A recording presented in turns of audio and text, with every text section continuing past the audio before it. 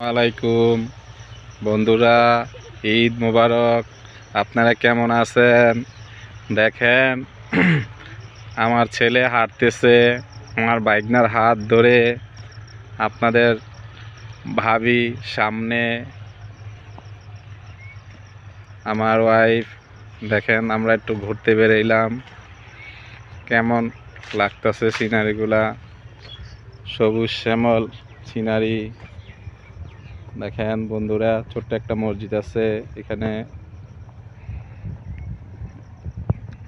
কত সুন্দর। বিকালে ঘোরার মুহূর্তটা অন্যরকম, হৃদয়ে ধোলা দেওয়ার মতো, খুব ভালো লাগে।